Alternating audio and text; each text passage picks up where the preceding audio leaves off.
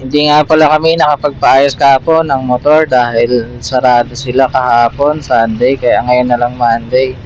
Pagkatapos ko nga ihatid yung partner ko, dumiretso na kagad ako dito sa may Bentals Motorcycle. Dito nga pala ako magpapaayos.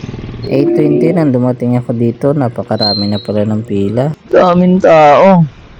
Dami nakapila.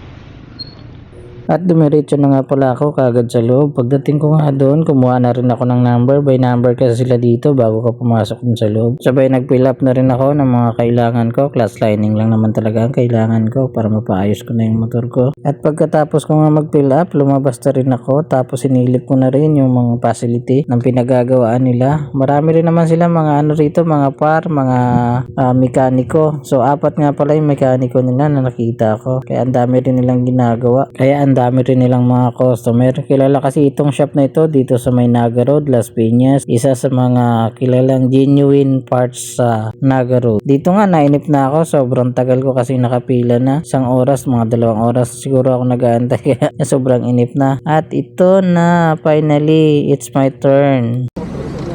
Wala na yan, bossing. Hindi naman padyakan.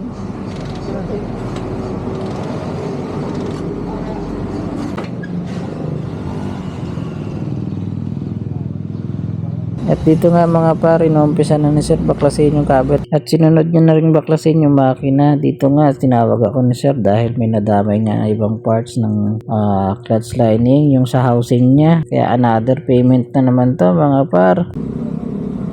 Palitan na rin ba yan? Oo, palitan. Iipit yung lining dyan. At dito nga mga par, chinek ko na rin yung bagong kuha ni sir ng pyesa.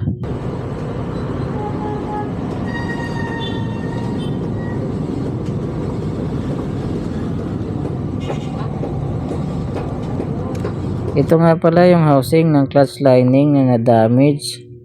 Nagkakahalaga ito ng 3,800. Kaya hanggat maaari, yung mga motor nyo na may konting sira, ipaayos nyo na para hindi ma-damage yung mga parte na malapit sa kanya. At pagkatapos ng maayos yung motor ko mga par, ay nagbayad na ako dito sa may counter.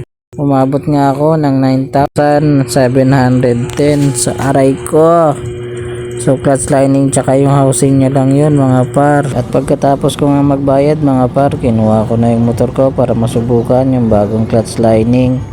Pwede na ulit pambalagbag sa biyahe mga par. At kung umabot ka nga sa video na to, pwede bang makahingi ng isang like at papalo na rin ang FB page ko para mas marami tayong matulungan balang araw. So yun lang mga par, ingat tayong lahat, ride safe.